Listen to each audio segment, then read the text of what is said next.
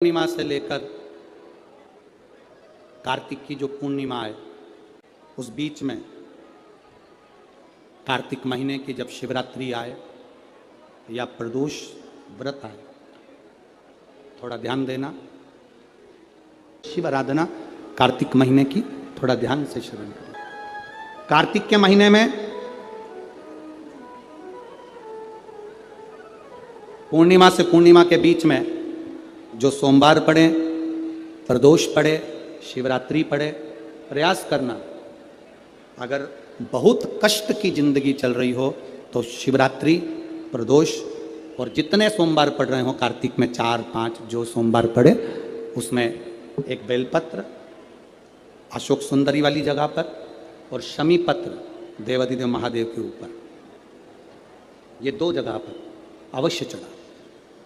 एक महीने में जितने सोमवार पड़ जाएं और प्रदोष पड़े और मासिक शिवरात्रि पड़े उसमें अवश्य चढ़ा। बेलपत्र कहाँ चढ़ाना है? जम के बोलो जरा। अशोक सुंदरी की जगह पर। और शमी पत्र कहाँ चढ़ाना है? देवाधिदेव महादेव के ऊपर।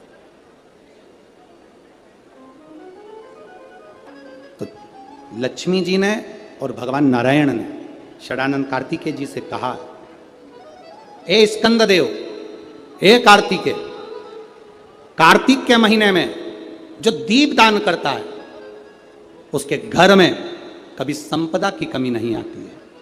कार्तिक महीने के दीपदान की महत्वता जैसे ही लक्ष्मी और नारायण ने कही तब ब्रह्मदेव प्रकट हुए और देवाधिदेव महादेव प्रकट हुए मां पार्वती के साथ में, और ब्रह्मा जी प्रकट हुए मां ब्रह्माणी के साथ में। उन्होंने वर प्रदान कर दिया। षडानंद कार्तिकेय भूलवश भी अगर कोई बेलपत्र और शमी पत्र दोनों एक साथ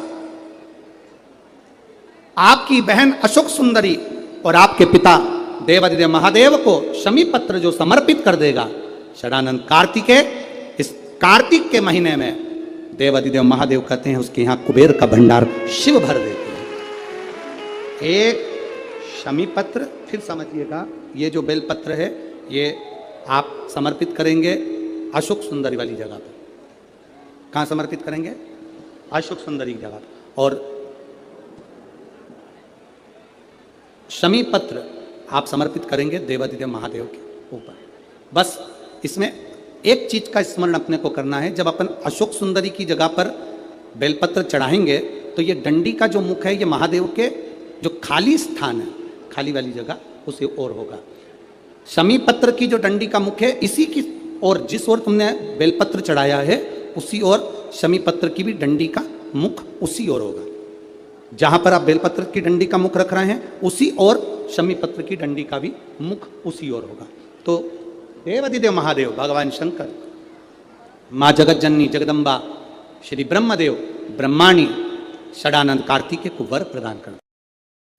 पहले भी कहा, आज फिर कह रहे हैं, अगर कर्जा ज्यादा बढ़ रहा है, चूक नहीं रहा, कमाई उतनी हो नहीं रही कि कर्जा चूक जाए, तो कर्जे को समाप्त करने के लिए कार्तिक के महीने में प्रतिदिन आंवले के पेड़ के नीचे 5 घी के दिए उसमें पीली सरसों डालकर जलाना प्रारंभ कर देना। कार्तिक के महीने में अगर कर्जा चूक नहीं रहा, लक्ष्मी आ नहीं रही, संपदा दिख नहीं रही, कोई व्यापार नहीं, कोई व्यवसाय नहीं, कोई काम नहीं, बहुत परेशानी है, तो पूरा कार्तिक का महीना, पूरा महीना कार्तिक का, घर से कोई भी व्यक्ति जाकर 5 दिए लगाए, घी के, फूल बत्ती के, लंबी नहीं, फूल बोल बत्ती। तेरी कृपा बिना न हिले एक भी अणु, लेते हैं श्वास तेरी कृपा से तनु तनु। ये कृपा वही करता है तब होता है। देवराज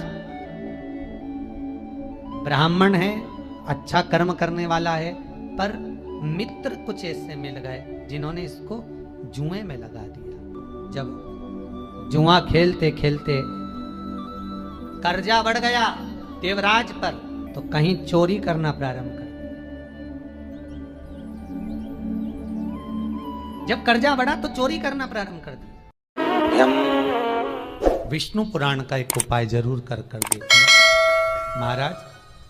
विष्णु पुराण में स्पष्ट कहा है कि कार्तिक का प्रथम दिन किसी नदी में स्नान कर तालाब में स्नान कर कर, नदी तालाब नहीं हो तो घर में ही स्नान कर कर, घर के दोनों दरवाजे पर, घर के बाहर दोनों दरवाजे पर घी का दिया लगा दें। उसमें एक कमल गट्टा, किराने की दुकान पे मिलता है काला कलर का कमल गट्टा, एक एक डाल दें नाम और गोत्र बोलकर। और शाम के समय पर एक दिया घर की देहली पर प्रतिदिन कार्तिक के महीने में लगा दें। महाराज विष्णु पुराण का उपाय। अगर ज्यादा तकलीफ है, बहुत कष्ट है, बहुत ज्यादा कष्ट के व्यापार चल ही नहीं रहा, कर्जे में लतालूम हो गए, यहां तक गति हो गई कि मरने तक की सोच लिया, तो वो कार्तिक के महीने में करें, उसका प्रयोग अवश्य करें, सुख समृद्धि के, लक्ष्मी वैभव के। निर्धारित करना कि हम कार्तिक के जो 7 नियम है, कार्तिक के महीने के जो 7 नियम बताए गए हैं, कम से कम हम 7 नियम में से एक नियम ऐसा पकड़ें जिससे हमारा जीवन सार्थक हो जाए।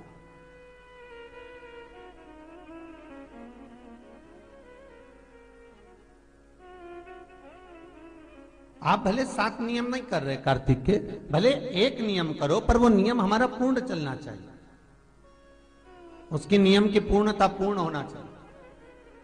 आपको कहा था कार्तिक के 7 नियम हैं, उसमें पहला दीपदान, दूसरा तुलसी पूजन, तीसरा भूमि पर शयन, चौथा शरीर पर तेल नहीं लगाना, पांचवा सुंदर दलहन चीजों का त्याग करना, और छठा ब्रह्मचार्य व्रत का पालन करना, और 7वां अपने जीवन में कार्तिक के महीने में चाहे वाणी का संयम हो, चाहे भोजन का संयम हो, चाहे शब्दों का संयम हो, चाहे दृष्टि का संयम हो, चाहे इंद्रियों का संयम हो, वो संयम रखें।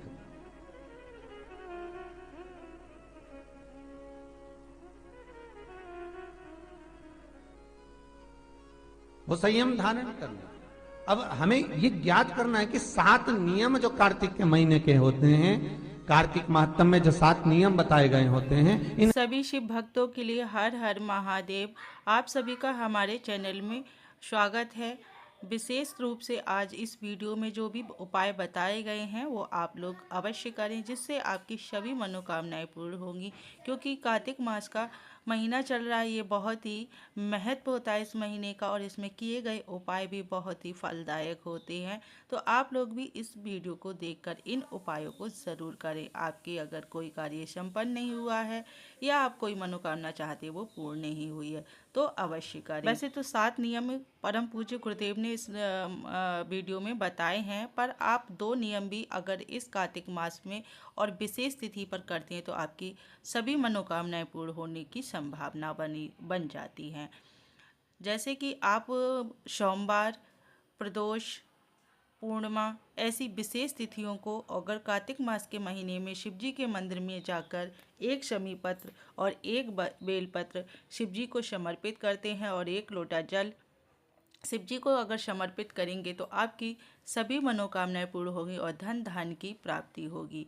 जैसे कि परम पूज्य गुरुदेव ने बताया कि अशोक सुंदरी पर आप एक बेलपत्र और शमी पत्र को समर्पित करें, साथ ही शंकर जी को भी बेलपत्र को समर्पित करें। अशोक सुंदरी को भगवान शिव जी के शिवलिंग पर ही बताया गया है, जैसे कि वीडियो में गुरुदेव ने बताया, तो आप भी उसी तरीके से करें। और आप हमारे चैनल पर पहली बार आए हैं तो चैनल को सब्सक्राइब कर लें और वीडियो को सब्सक्राइब करना ना भूलें, लाइक करना ना भूलें। कमेंट में हर हर महादेव अवश्य लिखें अगर आप शिव जी के भक्त हैं।